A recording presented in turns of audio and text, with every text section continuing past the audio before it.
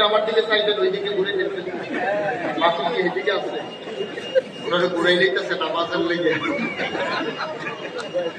ঠিক আছে, সবাই পড়েন আমিন। এই আওয়াজে ওয়াজ হবে, পড়েন আরো জোরে। আর আওয়াজ নাই না? ঢাকার মানুষের আওয়াজ চলে গেছে? সবাই পড়েন আমিন। বন্ধুগণ, যারা মোবাইল গুলো হাতে ধরে রেখেছেন, আপনি না ওয়াজ শুনতে পারতেছেন না আপনার রেকর্ড হচ্ছে, এভাবে রেকর্ড হয় না। মোবাইল গুলো হাত থেকে নামিয়ে নেন, সবাই পকেটে ঢুকান। সবসময় তো মোবাইলের ভিতরেই দেখছেন, তো এখনো যদি ভিতরেই দেখেন তাহলে আমি আর বাইরে কি করতে কথা বুঝেন না? পকেটে ঢুকান, পকেট নাই আপনার, মোবাইল আর ধরবেন না কেউ, মনোযোগের। আপনি আরেকটু ঘুরে বসেন, সবাই বলেন আমিন। উনি আব্দুল রহমান ভাই না? আব্দুল সালাম ঘুরে বসেন, উনি ভোটের দিকে চাইয়া দিয়েছে, ভোট করে আমার দিকে। সবাই পড়েন আমিন। বন্ধুগণ, লম্বা সময় আমি চেষ্টা করব কম সময়ের ভিতরে কিছু কথা বলার জন্য, যেগুলো আমার জন্য দরকার এবং আপনাদের জন্য দরকার। শুরুতে আল্লাহর কাছে দয়া চাই, আপনাদের কাছে দোয়া চাই। আল্লাহ যেন আমার মুখ দিয়ে সেই কথাগুলো বের করে দেন যেগুলো আমার জন্য দরকার এবং আপনাদের জন্য দরকার। সবাই পড়েন আমিন। আপনি এরকম করলে কিন্তু আমি ওয়াজ করতে পারবো, ইতিমধ্যে আপনি বিরক্ত করে ফেলছেন আমাকে। সবাই পড়েন আলহামদুলিল্লাহ, বলেন সুবহানাল্লাহ, বলেন আল্লাহু আকবার। শুকরিয়া আদায় করলাম কার? করবো কার? করে যাবো কার? লস না লাভ? কম না বেশি? প্রমাণ আছে নাকি নাই? আমার আল্লাহ রাব্বুল আলামিন কোরআনুল কারীমে কত সুন্দর করে ওয়াজ করে দিলেন। আল্লাহ বলেন, লা ইন শাকারতুম লা আযীদান্নাকুম। ও দুনিয়ার মানুষ, নিয়ামত পেয়ে যদি শুকরিয়া আদায় করবে, যেই নিয়ামত পেয়ে শুকরিয়া আদায় করবে, শুকরিয়া আদায়ের কারণে ওই নিয়ামত আমার আল্লাহ আরো বহুত গুণে বাড়িয়ে দেবেন। বলেন সুবহানাল্লাহ। আমার আল্লাহ যা বলেন তা করেন নাকি করেন না? কম কম না বেশি বেশি? প্রমাণ আছে নাকি নাই? কোরআনুল কারীমে 30 পারায় সূরা বুরুজের শেষ অংশে আল্লাহ কত সুন্দর করে ওয়াজ করে দিলেন। আল্লাহ বলেন, ফাআলুল লিমা ইউরিদ। আমার আল্লাহ এমন আল্লাহ, তার যা মন চায় ওই কাজটাকে আমার আল্লাহ বেশি বেশি করে দেন। বলেন সুবহানাল্লাহ। আমার আল্লাহ দুনিয়ার মানুষের মতো না। দুনিয়ার মানুষ বলে একটা, করে আর একটা, ঠিক না? অসুখে পড়লে একরকম, ভালো হয়ে গেলে আরেক রকম, বিপদে পড়লে একরকম, বিপদ দূর হয়ে গেলে আরেক রকম, নির্বাচনে দাঁড়াইলে একরকম, পাশ করার পরে আরেক রকম, ঠিক না? মুসলমান মন দিয়ে শুনো, আমার আল্লাহ রাব্বুল আলামিন তিনি যা বলেন তিনি তাই করে দেন। তিনি কখনো ওয়াদা খেলাফ করেন না। ওয়াদা খেলাফ করা আমার আল্লাহর জন্য শোভাও পায় না। তিনি নিজেই নিজের ব্যাপারে ওয়াজ করে দিলেন। আল্লাহ বলেন, ইন্নাকা লা তুখলিফুল মিআদ। আমার আল্লাহ এমন আল্লাহ, তিনি যা ওয়াদা করেন, ওয়াদার খেলাফ করা আমার আল্লাহর জন্য শোভা পায় না। বলেন সুবহানাল্লাহ।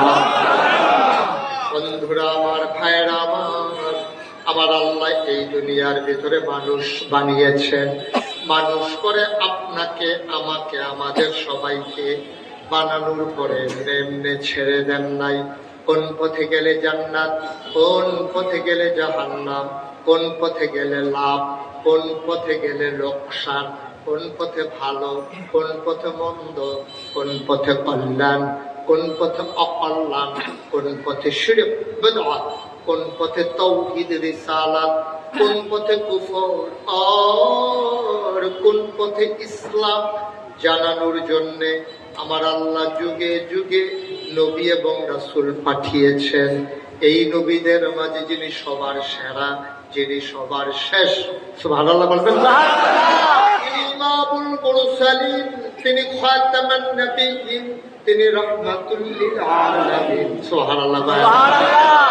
এই মহান তিনটা উপাধি আমার নবীর জন্য নির্ধারণ করা হয়েছে।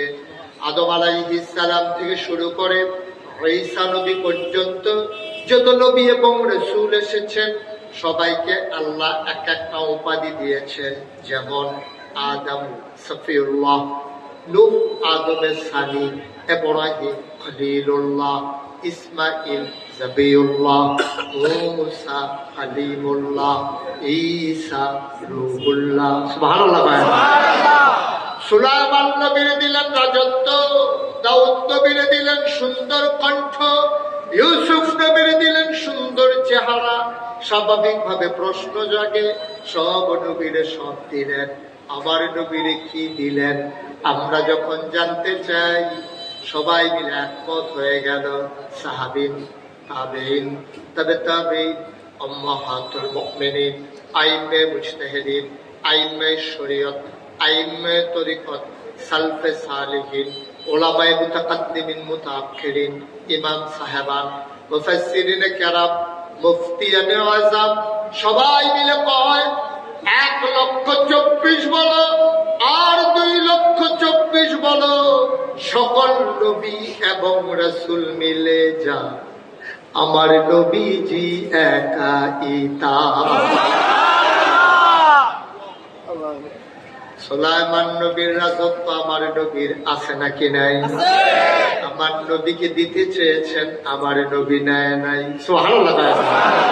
দাউদ নবীর সুন্দর কণ্ঠ আমার নবীর মাঝে ছিল নাকি ছিল না?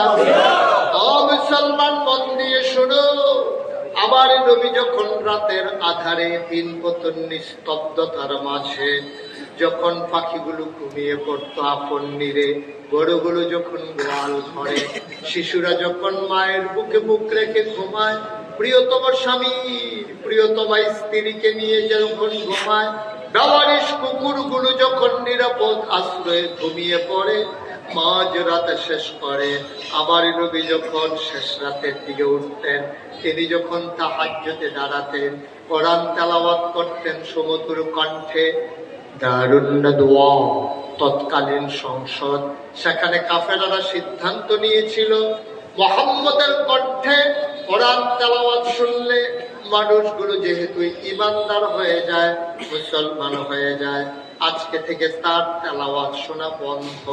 আইন করা হলো, আইনের জায়গায় আইন পরে রইল। যখন নবী তেলাওয়াত শুরু করলেন, ঘরের চতুর্পার্শ্বে কাফের সর্দারেরা দাঁড়িয়ে গেলেন আপন আপন জায়গায়। তেলাওয়াত শেষ, সূর্য যখন উঠে যাবে, পূর্ব আকাশ যখন আলোকিত হলো, তাকাইয়া দেখলো একজন আরেকজনের সাথে প্রচন্ড ধাক্কা খায়। তাকাইয়া দেখে যারা আইন করেছে, আইন ভেঙ্গে তার তেলাওয়াত শোনার জন্য নির্ঘুম রাত কাটিয়ে নবীর ঘরের পাশে এসে দাঁড়িয়ে গেছে।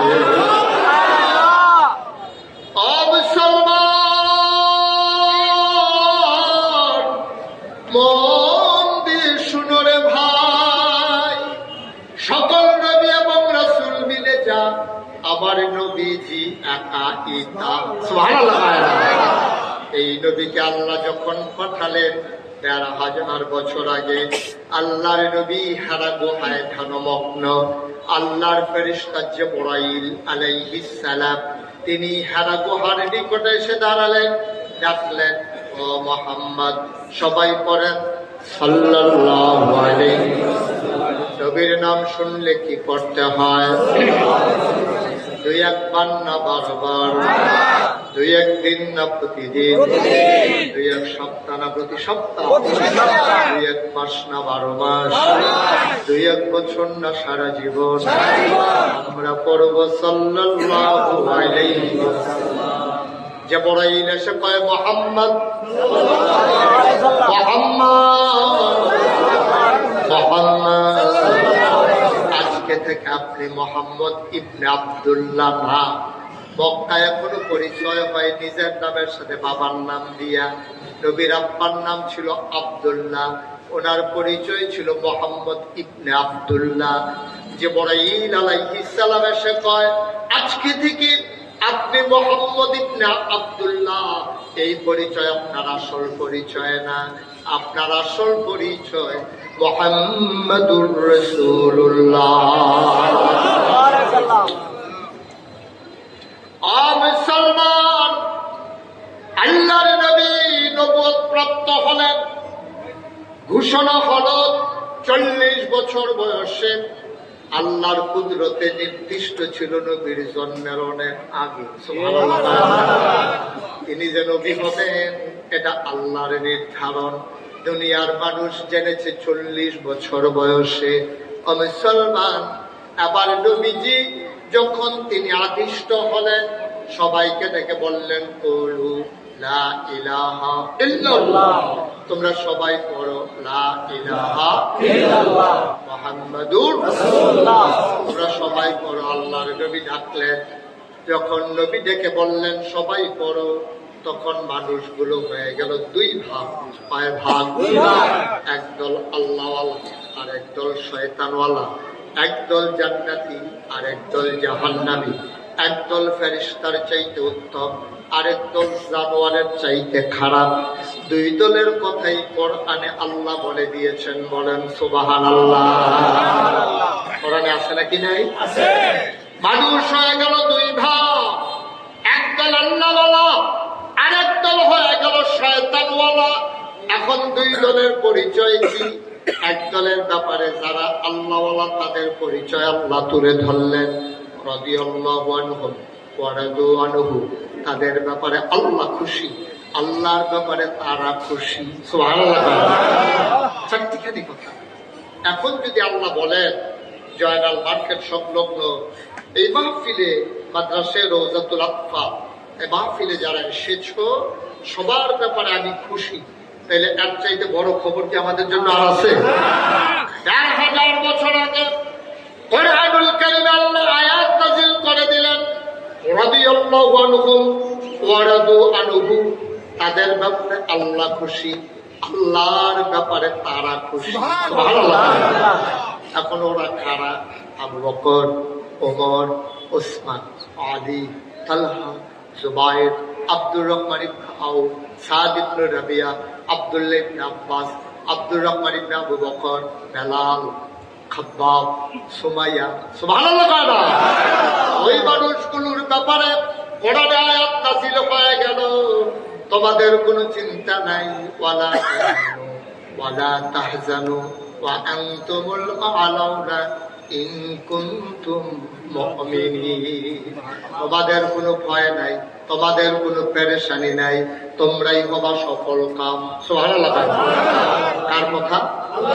মাশাআল্লাহ। কার কথা? এই যে আপনি চুপ করে আছেন কেন? মন খারাপ? তো শুনেই বসেন, বসে কথা বলেন। ওই যে পিছনে কথা বলি, চুপ মেরে থাকার কোনো সুযোগ নেই। কেউ বলবে, কেউ বলবে না। হবে না, সবাই বলে না আমিন। জোরে বলেন আর জোরে। চুপচাপে ওয়াজ শোনার সুযোগ নেই, একেবারে প্রাণবন্ত গলা ছেড়ে দিয়ে কথা বলবেন যখন যা বলা দরকার। ইনশাআল্লাহ আল্লাহ যেন কবুল করে। আল্লাহর ঘোষণা আছে, যারা ঈমান ওয়ালা তাহিনু ওয়ালা তাহজানু ওয়া আনতুমুল আ'লাউনা ইন কুনতুম মুমিনিন। তোমাদের কোনো ভয় নাই, তোমাদের কোনো পেরেশানি নাই। তোমরা মাঝে মাঝে হয়তো অপমানিত হবা, তোমরা দিনের পথে চলার কারণে তোমাদেরকে কেউ মাঝে মাঝে টিটকারি মারবে, মস্কারা করবে, জেল হবে, জুলুম হবে, নির্যাতন হবে, নিপীড়ন হবে। মনে রাখবা এটাই শেষ না, সফলতা হইল পরকালে। যারা ঈমান এনেছে তারা বুঝে শুনে ঈমান এনেছে। ১৫০০ বছর আগে আমার নবীকে ওরা ছেড়ে দেয় নাই। আমরা যারা নবীর অনুসারী আমাদেরকেও ছেড়ে দেবে না, ঠিক কিনা? ঈমান আনতে গেলে ১৫০০ বছর আগে যেমন করে টিটকারি বশ করা হয়েছে, ৩ বছর আমার নবীকে জেল প্রকোষ্ঠে ঢুকিয়ে রাখা হয়েছে, নিজের দেশে থাকতে দেওয়া হয়নি, মদিনায় পাঠিয়ে দেওয়া হয়েছে। আমরা যারা ৫৬,০০০ বর্গ মাইলের বাংলাদেশে টেকনাফ থেকে তেঁতুলিয়া, রূপসা থেকে পাতুরিয়া, সুন্দরবন থেকে বান্দরবন ১৮ কোটি মানুষ যখন দিনের পথে অটল অবিচল রাস্তা নিয়ে দাঁড়িয়ে যাবে, মামলা হবে, হামলা হবে, জেল জুলুম নির্যাতন হবে, প্রয়োজনে জীবন দেওয়া যাবে, ঈমান দেওয়া যাবে না। রাজি আছো কিনা?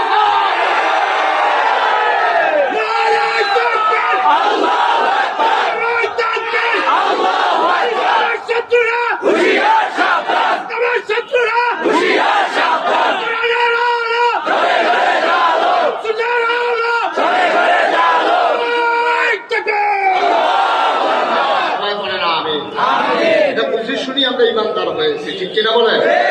ইমানদার মানে হচ্ছে আপনি প্রয়োজনে পাল্লা নামাজ পড়বেন, নাইলে নাই। আপনি কাদার ভিতরে বাইকটার যেমন কাদার ভিতরে থাকে আপনি এমন করে কাটিয়ে দেবেন জিন্দেগি। এটা মুমিনের জিন্দেগি না। কারণ মুমিন জানে তার এক হাতে থাকবে তাসবিহ আর এক হাতে থাকবে তলোয়ার। যখন প্রয়োজন তাসবিহ পড়বে, যখন প্রয়োজন তলোয়ার চালাবে। কোনো ইমানের জিন্দেগি নাই। এমনি এমনি জান্নাত পেয়ে যাবেন, এই আশা পয়সা থেকে লাভ নেই। আপনি বলবেন আমি ইমানদার, আপনাকে পরীক্ষা করা হবে না, এই চিন্তারও দরকার। মুসলমান মন দিয়ে শুনো, আল্লাহ রাব্বুল আলামিন আবার তাদের ব্যাপারে সুসংবাদ দিলেন। মানুষটা গরিব হতে পারে, অসহায় হতে পারে, রিক্সাওয়ালা হতে পারে, মেথরমুচি কামলা হতে পারে, ডেলি লেবার হতে পারে, হয়তো তার বংশ মর্যাদা নাই, ঢাকা শহরে হয়তো তার 2টা বাড়ি নাই, হয়তো তার শোরুম ফ্ল্যাট নাই, হয়তো তার ব্যবসা প্রতিষ্ঠান নাই, রিক্সা চালিয়ে কোনো মতে বিবি বাচ্চা নিয়ে হয়তো সংসার করে, কিন্তু মানুষটা ইমানদার। রিক্সা দাঁড় করিয়ে আজান দিলে নামাজ করে নেয়, কোনোদিন কারো আমানতের খেয়ানত করে না, কোনোদিন কারো মাল সম্পদ লুণ্ঠন করে না। রিক্সায় যদি টাকার পটলাটাও ফেলে যায়, খুঁজে খুঁজে মানুষটারে বের করে ওই রিক্সাওয়ালার টাকার পটলা ফেরত দিয়ে আসে। এমন উদাহরণ আছে নাকি না? এটা যেমন উদাহরণ আছে, রিক্সাওয়ালা, সিএনজি ড্রাইভার যার টাকা তাকে ফেরত দেওয়ার জন্য অস্থির হয়ে পত্রিকায় পর্যন্ত বিবৃতি দিয়ে টেলিভিশনের চ্যানেলের ভিতরে জানিয়ে দিয়ে টাকা ফেরত দিয়েছে। আবার এমন উদাহরণও আছে, লেখাপড়া শেষ করে আবার গরিব অসহায় মানুষের জন্ম নিবন্ধন আটকিয়ে টাকা খায়, দুস্থ মাতার গম খেয়ে ফেলে রাস্তার গম খায়। আছে নাকি না? 2টারই উদাহরণ। আপনি কোনটা হবেন এটা ওন ডিসিশন, এটা আপনার সিদ্ধান্ত। আপনি কি রাস্তা ট্যাগ দিয়ে টাকা খাবেন, নাকি আপনি রাস্তার জন্য কাজ করে যাবেন? আপনি কি মানুষের নিরাপত্তা বিধান করবেন, নাকি মানুষের জীবন আপনার কারণে বিতসন্ত্রস্ত হয়ে যাবে? এটা আপনাকে ডিসিশন নিতে হবে। আপনি 2টার একটা হতেই পারেন, হয় জান্নাতি নতুবা জাহান্নামী। যারা জান্নাতি তারা ১৫০০ বছর আগে এই মানুষগুলো ছিল বড় বড় বেদইন, যাযাবর, মূর্খ, সভ্য। এই মানুষগুলো রাস্তার মোড়ে মোড়ে দাঁড়িয়ে ডাকাতি করত, মানুষের সম্পদ লুণ্ঠন করত। মাত্র 23 বছরের ব্যবধানে আল্লাহর নবীর দাওয়াত পেয়ে, আল্লাহর ভয় কলিজার ভিতরে জায়গা দিয়ে 23 বছর পরে ওই আগের মানুষগুলো এখনো রাস্তায় দাঁড়িয়ে থাকে। আগে দাঁড়াই থাকতো ডাকাতি করার জন্য, এখন দাঁড়াই থাকে কেউ ডাকাতি করে কিনা পাহারা দেওয়ার জন্য। আজকে গোটা বিশ্ব কম্পিউটারাইজড, গোটা বিশ্বকে বলা হচ্ছে গ্লোবাল ভিলেজ। আজকে আমরা উন্নতির চরম শিখরে আরোহণ করেছি, আমাদের বিশাল বিশাল সুরঙ্গ অট্টালিকা হয়েছে, আমাদের অনেক টাকা হয়েছে, কিন্তু আমরা নৈতিকতা, আমরা নিজেদের সচ্চরিত্র আমরা হারিয়ে ফেলেছি। ঠিক কিনা বলেন?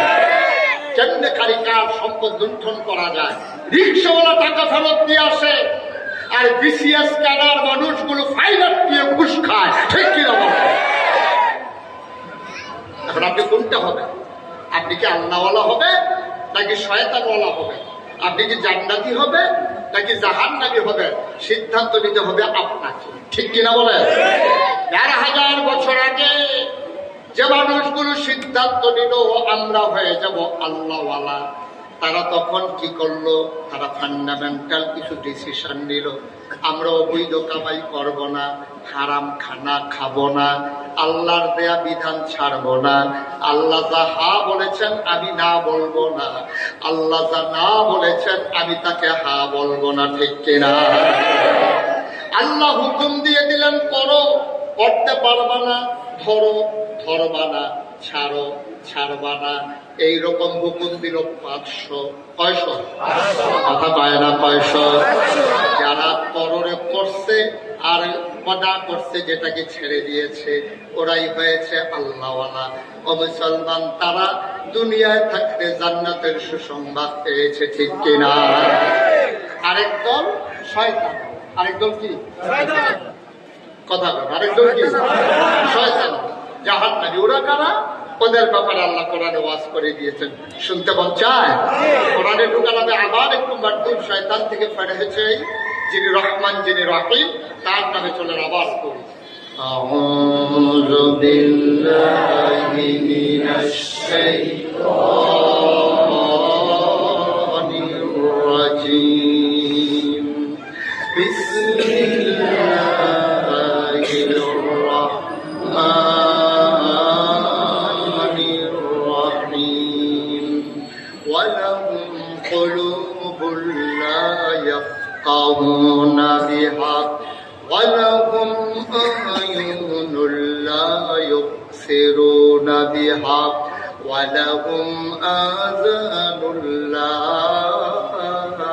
ইয়াসমাউনা বিহা উলাইকা কাল আনআম বাল হুম আদাল। আল্লাহ কয়, ও উত্তরের মানুষ, ও ঢাকার মানুষ, শুনো শুনো শুনো। ওয়ালাহুম কুলুবুন লা ইয়াফকাহুনা বিহা। দুনিয়ার ভিতরে একদল মানুষ আছে যাদেরকে মন দিয়েছি কিন্তু তারা বুঝে না। ওয়ালাহুম আ'য়ুনুন লা ইউবসিরুনা বিহা। তাদেরকে চোখ দিয়েছি, তারা দেখে না। ওয়ালাহুম আযানুন লা ইয়াসমাউনা বিহা। তাদের কান আছে কিন্তু তারা শুনে না। আমরা বলি এটা আবার কেমন মানুষ? মন আছে বুঝে না, চোখ আছে দেখে না, কান আছে শুনে না, এটা আবার কেমন মানুষ? আল্লাহ তাআলা, আমি কি বলছি নাকি মানুষ? উলাইকা কাল আনআম। সুবহানাল্লাহ। উলাইকা কাল আনআম। মন থাকার পরে যে বুঝে না, চোখ থাকার পরে যে দেখে না, কান থাকার পরে যে শুনে না, উলাইকা কাল আনআম। ওরা হলো চতুষ্পদ জানোয়ারের মতো। আমরা বলি আল্লাহ ওরা কি জানোয়ার? আল্লাহ কয় না, বালুহুম আদাল। এটা জানোয়ারের চাইতে আরো খারাপ, ঠিক কিনা? এরকম আছে নাকি নাই? তাইলে ওরা কারা? আবু জেহেল, আবু লাহাব, উতবা, শাইবা, মুগীরা। সুবহানাল্লাহ বলবেন না? আবার একটা সিদ্ধান্তে পৌঁছে আসছে। এই দিদার বসো, যাত্রী নাম্বার 2, তোমাকে লাল কার্ড দেখাই বাইরে দিয়ে দেবে। হ্যাঁ, বুঝেই নাই কার মাফিল হয়েছে। বইয়া দাও, নড়াচড়া করো। নতুন না, বয়স তো কম তো। হ্যাঁ, নতুন। আমিন বলেন। জুড়ে আর জুড়ে। তাহলে এক দল হলো আবু বকর, উমর, উসমান, আলী। আরেক দল হলো আবু জেহেল, আবু লাহাব, উতবা, শাইবা। আমরা কোন দল? আবু বকর। আমরা আবু বকর, উসমান, আলীর দল। তাইলে আবু বকর, উমর, উসমান, আলী গেছে ১,৫০০ বছর আগে। ১,৫০০ বছর পরে তার দলের লোক যদি থাকতে পারে, তাইলে ১,৫০০ বছর আগে আবু লাহাব, উতবা, শাইবা, আবু জেহেল ছিল। তার দলের লোক আছে নাকি না? ওকে, ফাইন। তাহলে আবু বকরের পক্ষের লোক যেমন আছে, ওই দলের লোক যেমন আছে, আবু জেহেলের পক্ষের লোকও আছে। কারণ বংশধর ওই থেকেই শুরু হয়েছে। তাহলে আবু বকর, উমর, উসমান, আলীর বংশধর আমরা। আমাদের গায়ের ভিতরে আবু বকর, উমরের রক্ত, ঠিক কি না? আবু জেহেল, আবু লাহাব, উতবা, শাইবা, মুগীরা, ওরা কারা? জানতে মন চায় না? ওরা কারা? যারা আবু জেহেল, আবু লাহাব, উতবা, শাইবা, মুগীরা আমরা তো আবু বকর ওমর ওসমান আলীর দল, যারা কাফেরের দল ওলা কারা এখনো এই বাংলাদেশে আছে। 90% 92% মুসলমানের দেশে আলেম ওলামারে নিয়ে টিটকারি মারে, মুসলমানের বিরুদ্ধে কথা কয়, মস্কারা করে, আছে নাকি না? যারা 1000 বছর আগে যারা নবীর বিরোধিতা করেছে, সাহাবায়ে কেরামকে টিটকারি মেরেছে, যারা তাদেরকে হত্যা করেছে, আজও সেই দল আছে যারা এখনো গায়ের ভিতরে ইসলামের নাম শুনলে জলুনি আসে, চুলকানি হয়। আলেম ওলামা দেখলে টিটকারি মারে, ঠিক কিনা বলো? মাদ্রাসা দেখলে টিটকারি মারে, কয় এত মাদ্রাসা যে হইছে, আরে কবরে কিয়ামতের লক্ষণ। এত বেশি মাদ্রাসা হওয়া লাগে। এই যে ভাইয়ের এইদিকে একটু আওয়াজটা বন্ধ করাই দেন, আওয়াজটা বন্ধ করাইতে হবে তো, ঠিক আছে? তো মাদ্রাসা বেশি হওয়া এটা কিয়ামতের লক্ষণ না? আরে আগে পুরো এলাকায় 1-2টা মাদ্রাসা ছিল না, এখন বিল্ডিং এ শুধু মাদ্রাসা আর মাদ্রাসা। তোমার কাছে কিন্ডারগার্টেন স্কুলগুলোর কথা নজরে পড়ে না, যেখানে মুসলমানের বাচ্চাগুলারে সকালবেলা হাফ প্যান্ট পরাইয়া, তারপরে শার্ট গায়ে দেওয়াইয়া, টাই পরাইয়া, যেখানে মুসলমানের বাচ্চাদেরকে পড়ানোর কথা ছিল আউযুবিল্লাহ বিসমিল্লাহ, সেই জায়গায় যে পড়া টুইঙ্কেল ওইটা ভালো লাগে না, ঠিক কিনা কও? স্কুল নিয়ে কোনো ষড়যন্ত্র নাই, কলেজ নিয়ে ইউনিভার্সিটি নিয়ে কোনো ষড়যন্ত্র নাই, ষড়যন্ত্র সব হচ্ছে মাদ্রাসাগুলোকে নিয়ে, ঠিক কিনা? আরে ওলামাকে নিয়ে টিটকারি মস্কারা, হুজুর হাইটে গেলেও টিটকারি মস্কারা। আবার মনে রাখতে হবে, যদি ঈমানি চেতনায় উদ্বুদ্ধ হতে চাও, যদি ওই কিয়ামতের ময়দানে আসামির কাঠগড়ায় না দাঁড়িয়ে জান্নাতের অভিমুখে যেতে চাও, যদি আল্লাহওয়ালা হিসাবে নিজেকে পরিচয় দিতে চাও, তাহলে বাপ হিসাবে তোমার দায়িত্ব ছেলেকে ধনী বানাই দেওয়া না, তোমার দায়িত্ব ছেলেকে ডাক্তার ইঞ্জিনিয়ার বানানো না। ডাক্তার ইঞ্জিনিয়ার বানানো দূষণ না, কিন্তু এটা দায়িত্বের আওতায় পড়ে না। তোমার প্রকৃত মূল দায়িত্ব হচ্ছে সন্তানকে মুসলমান হিসেবে গড়ে তোলা, ঠিক কি না? তোমার সন্তানকে আল্লাহ চিনাই দেওয়া, তোমার সন্তানকে নবী চিনাই দেওয়া, তোমার সন্তানকে কোরআনের বাণী শিখাই দেওয়া, তাকে কলমা মুখস্থ করাই দেওয়া, এইগুলো ছিল তোমার মূল দায়িত্ব। কিয়ামতের ময়দানে একটা বাবাকেও আল্লাহ জিজ্ঞেস করবে না তোমার ছেলে ডাক্তার হলো না কেন, তোমার ছেলে ইঞ্জিনিয়ার হলো না কেন। কোনো বাবাকে আল্লাহ জিজ্ঞেস করবে না, বরঞ্চ আল্লাহ জিজ্ঞেস করবেন তোমার ছেলেকে তুমি ঈমান শিক্ষা দিলে না কেন? সে নামাজ পড়ে নাই, সে রোজা ভেঙেছে, সে হাফ প্যান্ট পরে পরে রাস্তাঘাটে হেঁটেছে, তোমার ছেলে, হ্যাঁ আপনি খেয়াল করে দেখছেন?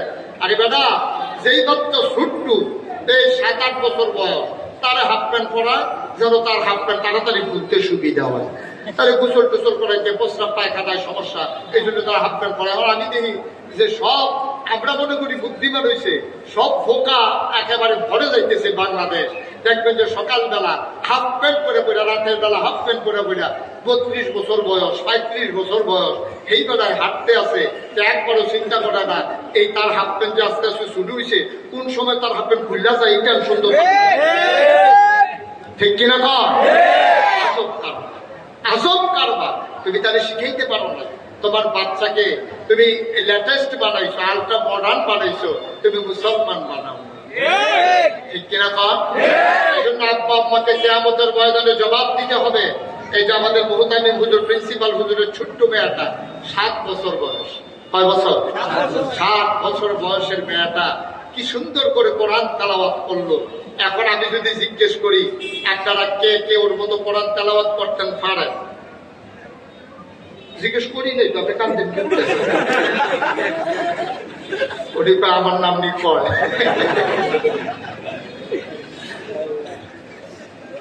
পারবো না, আমরা অনেকেই পারবো, ঠিক কিনা কর?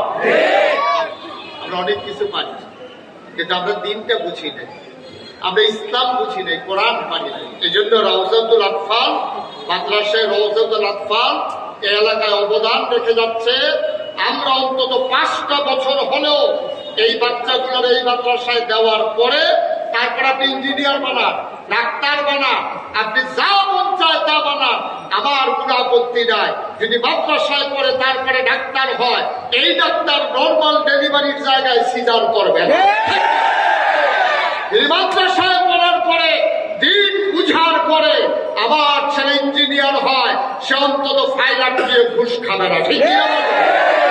এই আমার দেশের ছেলেগুলো দিন বুঝার পরে, হালাল হারাম চেনার পরে, তারপরে যদি কন্ট্রাক্টর হয়, তাইলে ওই রডের ভিতরে, এই ব্রিজের ভিতরে রডের বদলে অন্তত বাঁশ দেবে না, ঠিক না? আমার দেশের ছেলেরা ডাক্তার হয়, দিন বুঝে না, ইঞ্জিনিয়ার হয়, দিন বুঝে না, কন্ট্রাক্টর হয়েছে, দিন বুঝে না, দোকানদার হয়েছে, দিন বুঝে না। এই দিন না বুঝার কারণে ওই দোকানদারেরও সমস্যা, কাস্টমারেরও সমস্যা। দোকানদার চিকনদার কোটাবে লাখখানে করে বিক্রি করে, আর কাস্টমারে কয় ঠিক আছে বিক্রি করছো, যখন বাকি নিয়ে এমন ঘুরামো, দুই জায়গায় সমস্যা। এই যে বাকি নিয়ে যে টাকা দিয়ে দেওয়া লাগে, নাইলে যে আল্লাহর কাছে জবাব দেওয়া লাগে, এটা সে বুঝে নাই। আর দোকানদার বুঝে নাই, ওজনে কম দেওয়া যায় না, চিকন ডাল মোটা ডাল একসাথে মিলিয়ে বিক্রি করা যায় না। না বুঝার কারণ হলো ইমানদার না হওয়া, ঠিক কিনা? আপনি যদি বুঝতেন আমি যেমন করে দোকানের কাস্টমারকে ফাঁকি দেই, কেউ দেখুক আর না দেখুক, একজন দেখেন তিনি কে। আমি আল্লাহরে দেখাইয়া এমন করে ফাঁকি দিতে পারি না। এই চিন্তা যদি আপনার থাকতো, কোন দোকানদার তার কাস্টমারকে ঠকাইতো না, ঠিক কিনা? আমি দোকান বাকি নিয়েছি, আমি বাকি খেয়েছি, বেতন পেলে টাকা পেয়ে দেব, এই যে ওয়াদা করলাম, কেউ শুনুক আর না শুনুক, কে শুনেন? শুনে ওয়াদা করেছেন। আপনার কলিজার ভিতরে যদি আল্লাহর ভয় থাকতো, তাইলে কোনদিনও আপনি মাস শেষে টাকা না দিয়া ঘুরাইতে পারতেন না, ঠিক কিনা? আজকে আমার সাথে সারাদিন ছিলেন আমার দরবারের বিশিষ্ট খাদেম। উনি আমাকে দুঃখ করে বললেন যে হুজুর, টাকা পাই, আমি ওর কাছে টাকা পাই, আমি যেমন করে খুঁজতেছি, আমি একটু বলছি যে ভাই তোমার কাছে যদি আমি 10 লাখ টাকা পাই, তুমি প্রয়োজনে 5 লাখ দাও, তারপরেও তুমি আমার টাকাটা দিয়ে দাও। হুজুর মনে হয় যেন আমি তার কাছে ভিক্ষা চাইতেছি, এমন অনুনয় বিনয় করে চাওয়ার পরেও টাকাটা আমি ফেরত পাচ্ছি না।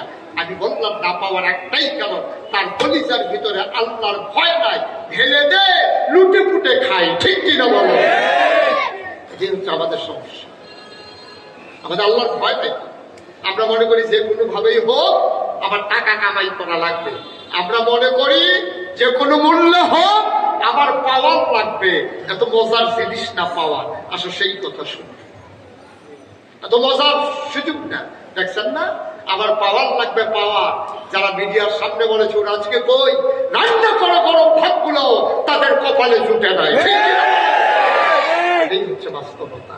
আমরা তো ইতিহাস থেকে শিক্ষা নেই না। আমাদের সমস্যা হচ্ছে এটা, আমরা দেখি যে এই গর্তের ভিতরে পইরা একজনের পাও ভাইয়া গেছে, এই গর্তের ভিতরে ফলাফল লাফাইয়া লাফাইয়া এসে পড়তে আছে। আমাদের খাসিয়ত আমরা আজকে খুশ হয়ে, আমি যখন জানলাম এখানে গর্ত আছে, পা দিলে পা ভেঙে যাবে, তাহলে আমি অ্যাভয়েড করবো, আমি পরহেজ করবো, আমি গর্তের কাছে দিয়েও যাবো না। লাল নিশান লাগিয়ে দেওয়া হয়েছে, এখানে গর্ত আছে, লাল নিশান লাগানো মানে কি যে এখানে গর্ত আছে, এখানে আসবেন না। এতে লাল নিশান উঠাইয়া বাসের দাগ খেতে গিয়া নামছে। এটা নাম হলো বাংলাদেশ। আমরা শিক্ষা গ্রহণ করি না, কারণ হচ্ছে একটাই, আমাদের কলিজার ভিতরে আল্লাহর ভয় নাই। মুসলমান, আবু বকর সিদ্দিক নবীর পরে যিনি খলিফা হলেন, ওনার উপাধি হলো খলিফাতুর রাসূল, তিনি আল্লাহ রাসূলের খলিফা। তারপরে ওনার ইন্তেকাল হয়ে গেল, সবাই মিলে হযরত উমরকে খলিফা বানিয়ে দিলেন। সুবহানাল্লাহ। উমর বললেন মাপ চাই, তোমরা আমারে খলিফা বানাইও না। দেখেছেন ক্ষমতার কি ভয়। আর আমাদের ক্ষমতা এনজয় করে, ক্ষমতা পুঁজি সারা বিনিয়োগ করে, কোটি কোটি টাকা খরচ করে ক্ষমতায় যাওয়ার জন্য। মনে করেছে আল্লাহ আল্লাহ করে যদি কোনো মতে যাইতে পারি, গন্ধ খাবো বস্তা শুদ্ধ ভুসি বানাই নাউজুবিল্লাহ বলবেন না? এত মজা মনে করছে 60 বছর নাইলে 70 বছর। আপনি কি মরবেন না? আপনি কবরে থাকবেন না? কি নিয়ে যাবেন কবর? কি নিয়ে রওনা করেছে? মুসলমান মন দিয়ে শুরু, সবাই মিলে উমরকে ধরলেন, পরবর্তী খলিফা হবেন আপনি। তখন অর্ধেকটা পৃথিবী মুসলমানদের দখলে। খুব খেয়াল, গোটা পৃথিবীটাকে একটা কুমড়া মনে করে। আপনি যদি মিষ্টি কুমড়ার মাঝামাঝি মাঝ বরাবর কাটেন, অর্ধেকটা মিষ্টি কুমড়া যেমন গোড়া পৃথিবীর 2 ভাগ করলে 31 লক্ষ বর্গ মাইল স্থলভাগ এবং জলভাগ মিলিয়ে অর্ধেকটা, পুরা পৃথিবীর অর্ধেকটার প্রেসিডেন্ট ছিলেন হযরত ওমর। বলেন সুবহানাল্লাহ। আর আমার বাংলাদেশ 56,000 বর্গ মাইলের ছোট্ট একটা দেশ, লোক সংখ্যা হয়তো আমরা বেশি, আমাদের ছোট্ট একটা দেশ, এটার ভিতরে ক্ষমতায় যাওয়ার জন্য মানুষ করে কি? আর উমরের কাছে আইসা সবাই প্রস্তাব দিছে, ওমর আপনি হবেন আমাদের পরবর্তী খলিফা, আপনি হবেন প্রেসিডেন্ট। ওমর বলে বাপ চাই। আপনি কথার ওজন বুঝেন? পার্থক্যটা বুঝেন? আপনি পার্থক্যটা বুঝেন? এখন আমরা ক্ষমতা নিয়ে কারাকারি, আর উমরকে বলতেছে আপনি নেবেন, কোন প্রতিদ্বন্দ্বী নাই। ওমর বলছে মাপ চাই, আমাকে তোমরা এই জায়গায় দিও না। হয়তো আপনি না গেলে কে যাবে? আবার উমর কাঁদতেছে। উমরের মা ওমরকে যদি জন্ম না দিত কতই না ভালো হতো। ওমর যদি একটা কুকুর হতো, ওমর যদি একটা পশু পাখি হতো, একদিন সে মরে যেত, তার হিসাব শেষ। কিন্তু ওমরকে যে মা তার জন্ম দিল, ওমর যে মানুষ হলো, ওমরকে যদি সবাই মিলে খলিফা বানায়, আর এই তখনকার সময়ে একটা কুকুর যদি ফুরাত নদীর তীরে না খেয়ে মারা যায়, কুকুরটা যদি কিয়ামতের ময়দানে আল্লাহর দরবারে বিচার দেয়, আল্লাহ ও আল্লাহ আমি কুকুর, আমার একটা অভিযোগ আছে। ওই তোমার কি অভিযোগ? ওই উপরের আমলে আমি খাবার খেতে না পেরে মারা গেছিলাম, আমি বিচার চাই। ওমর কয় আমার শাসন আমলে একটা কুকুর যদি না খেয়ে মারা যায়, কিয়ামতের ময়দানে কুকুরটা যদি আল্লাহর কাছে বিচার দেয়, সেই দিন কি জবাব আমি দেব? এই ভয়ে আমি খলিফা হইতে চাই না। কথা তো সত্য, কথা তো সত্য। আপনি ক্ষমতার বস্তু আঁকড়ে ধরতে গিয়ে, ক্ষমতা পাকাপুক্ত করতে গিয়ে গুলি করে পাখির মতো মানুষকে হত্যা করেছেন, ঠিক কিনা বলে? বুঝেন না এর জবাবদিহিতা কি? আপনি তো বুঝেন না। সবাই মিলে এই বাংলাদেশে সবাই মিলে আন্দোলন করলো। কি বললো? দফা 1 দাবি 1 পদত্যাগ পদত্যাগ। কথা বলে কি বলছিলেন আপনারা? দফা 1 দাবি 1 পদত্যাগ পদত্যাগ। কেউ কিন্তু এই কথা বলে নাই দফা 1 দাবি 1 দেশ ত্যাগ দেশ ত্যাগ, এই কথা কেউ বলছিল? সবাই বলছে পদত্যাগ। আল্লাহ পারে না, তোমাদের হিসাব আর আমার হিসাব তো এক না। আমার হিসাব হচ্ছে দফা 1 দাবি 1 দেশ ত্যাগ দেশ ত্যাগ, ঠিক কিনা? আপনি শিক্ষা নেবেন না? আপনি অতীত থেকে শিক্ষা নেবেন না? যত পাকাপুক্ত করেন আপনি। আল্লামা সাইদি রহমাতুল্লাহ আলাইহি বলছিলেন, যারা ক্ষমতার মসনদে আরোহণ করে, ক্ষমতা যেন সারা না লাগে, তারা সবগুলো ছিদ্র বন্ধ করে। শুধু একটা ছিদ্র বন্ধ করতে মনে থাকে না, সেই দিক দিয়ে তার পতন হবে। এইটা শুধু বাকি থাকে। নৌকার সব ছিদ্র বন্ধ, কিন্তু যে দিক দিয়ে পানি উঠবে ওই ছিদ্রটাই বন্ধ করতে মনে হয়। সমস্যা হয়েছে ওইটা, ঠিক কিনা? কর কথা বলা ঠিক কিনা? মুসলমান গভীর মনোযোগ মন দিয়ে শুনো। মুশতাক ফৈজি তোমাদের কাছে প্রতিদিন আসে না, ইচ্ছে করলে আবার আসা সম্ভব হবে না, প্রতিদিন কথা শুনতে পারবা না। আগামীকাল অফিস আছে, আমার মনে আছে আমি ছেড়ে দেব কম সময়ের ভেতরে। সবাই মিলে উমরকে খলিফা বানালেন, কথা মনে আছে নাকি? উমরকে হইতে চাইছিলেন? কথা বলে হইতে চাইছিলেন নাকি বানানো গল্পটা সত্য ঘটনা? উমর চায় না, কিন্তু সবাই মিল্লা তারে খলিফা বানাইছে। খলিফা বানানোর পরে উমর ঘোষণা দিলেন, শুনো, আমার দেশের ভেতরে আজকে থেকে অন্যায় অবিচার চিরতরে বন্ধ করা হবে। কেউ টিটকারি বা মস্কারা করবা বন্ধ, হারাম কাজের সাথে জড়িত হওয়া বন্ধ। যদি তোমরা কেউ কোরআনের বিধানের বাইরে চলে যেতে চাও, তাহলে আমার উমরের হাতের চাবুক কাউকে রেহাই করবে না, এমন ঘোষণা দিলে মদিনার মানুষ কেঁপে কেঁপে ভয়ে সন্ত্রস্ত হয়ে গেল। উমর শাসন শুরু করে দিলে। এখন মানুষ দরজা খুলে ঘুমায়, চুরি নেই, ডাকাতি নাই। সুবহানাল্লাহ বলবেন? সুন্দরী সুরুষী কুমারী যুবতী কন্যারা নাকের ভিতরে ফুল, কানের ভিতরে দুল, গলার ভিতরে মালা, হাতের ভিতরে মালা, স্বর্ণ অলঙ্কার পরে মরুপ্রান্তর দিয়ে দুদু মরুভূমির মাঝে পরন্ত বিকেলে সূর্য ডুবু ডুবু প্রায় এমন সময় মেয়েরা হেঁটে যায়, চোখ তুলে তাকানোর কারো সাহস নাই। সুবহানাল্লাহ বলবেন না? এই যে ভাই, উনি কি ওয়াজ করতে আইতেছে? ওই কলকাতাতে ওনার সাথে কথা হয়েছে যে অর্ধেক আপনি শুনবেন, অর্ধেক আমি শুনবো। উনি উঠে ওনাকে জায়গা দিচ্ছে। একটা লোক উঠেন না, একটু মনোযোগের সাথে আমাকে একটু সুযোগ আমিন কর, জোরে কর। এখন নারীরা হেঁটে যায়, কেউ টিটকারি মারে না, মস্কারা করে না, কানের দুলে ধরে কেউ টান মারে না, চিন্তাই হয় না, রাহাজানি হয় না। রাত বিরাতে মানুষ দরজা খুলে ঘুমায়, চুরি ডাকাতির কেউ চিন্তাও করে না। জাকাত দেওয়ার লোক নাই, জাকাত দেওয়ার লোক নাই। এক লোক জাকাতের টাকা নিয়ে ঘুরতেছে, ঘুরে ঘুরে ঘুরে যারে পায় তারে পায়, ভাই জাকাতের কয়টা টাকা ছিল না, এদিকে সরেন এখান থেকে। আমি তো জাকাত দেওয়ার জন্য লোক খুঁজতে আসি, পাই না। আপনি কি এর জাকাত? ভাই জাকাত দেওয়ার ছেলে আপনি বসেন। সমস্যা তো হ্যাঁ, তার আপনার কি সমস্যা? আমরা এ দাঁড়াইছি, বইয়া গেলে তো আর এরকম করে না। আমিন কর, জোরে কর, আরো জোরে। এখন জাকাত নেওয়ার মতো লোক নাই। কি আজব দেশ! এক লোক কয়েকদিন ধরে 7 দিন ধরে ঘুরছে, যারে কয় ভাই জাকাতের টাকাটা রাখেন। আমি জাকাত খাবো কি করতে? আমি তো জাকাত দেই। এখন জাকাত আর কেউ নেয় না। ঘুরতে ঘুরতে ঘুরতে ঘুরতে সে ক্লান্ত হয়ে গেছে, সন্ধ্যা হয়ে গেছে। দেখছে একটা ঘর একেবারে অসুন্দর, মাটির ওয়াল করা, খেজুর পাতার ছাউনি দেওয়া। দেখলেই মনে হয় ওরা খুব গরিব। ওই লোকটা করছে কি, অন্ধকারের আগ পর্যন্ত দূরে দূরে ঘুরতেছে।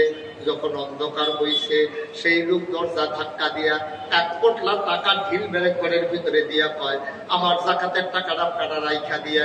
ঘরের ভিতরের লোক পেছনে পেছনে দৌড়াইয়া কয়, আমি 1 সপ্তাহ ধরে ঘুরতে আসি, মিয়া লোক পাই না। আমিও তো জাকাত দেওই না, তুমি কার কাছে জাকাত দিতে আসছো? দরজা খুলে ঘুমায়, চুরি নাই, ডাকাতি নাই, মানুষের ভিতরে কোনো অশান্তি নাই। এই কথাটা ওই শুধু মদিনার ভিতরে থাকে নাই, কথা চলে গেছে কাফেরের দেশে, কথা চলে গেছে কাফেরের দেশে। পাশে যারা দেশ আছে, মনে করেন উত্তরা, আমি জয়নাল মার্কেট সংলগ্ন, সবাই মিলে আপনারা কমিটি করেছেন। এখানে চুরি হবে না, এখানে ডাকাতি হবে না, মিথ্যা থাকবে না, এই সন্ত্রাস থাকবে না, মেয়েরা নিরাপদে স্কুলে যাবে, মাদ্রাসায় যাবে, কেউ স্টেজিং করবে না, কারো দোকান বাকি খাইলে কেউ ঘুরাবে না, কোনো সন্ত্রাস থাকবে না।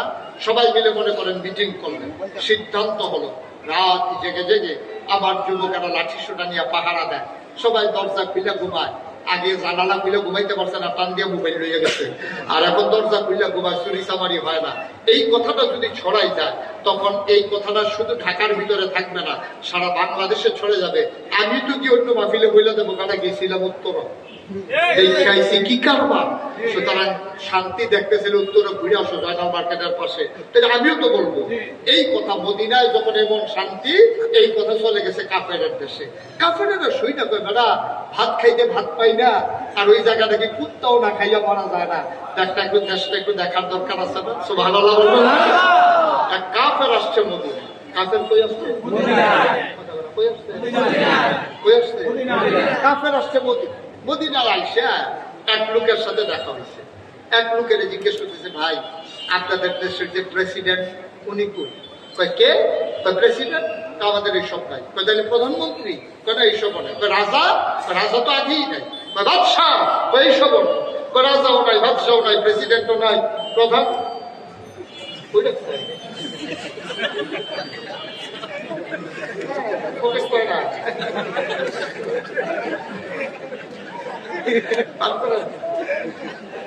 সবসময় না ঘরের ভিতরে ঢুকাইতে না বার করতেন, ঢুকাইতে না বার করতেন, ফোনে যেন বার করতে সুবিধা হয়। হ্যাঁ ঠিক আছে, পাইছি।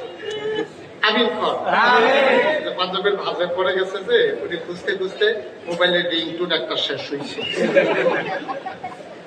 মাস তাও পাইছে। বন্ধ করে দেন একবার, আবার যেন না আসে। আমিন কর জুড়ে। টায়ার্ড হয়ে গেছেন আপনারা? কি ওয়াজ কি শেষ করে দেবো? সবাই কোনা আমি মদিনায় এই যে শান্তি, কাফের আসছে বিদেশ থেকে, কথা মনে আছে তো নাকি? এসে মুরব্বী এক বুড়ো বেড়ারে জিগা ভাই, তোমাদের প্রেসিডেন্ট প্রধানমন্ত্রী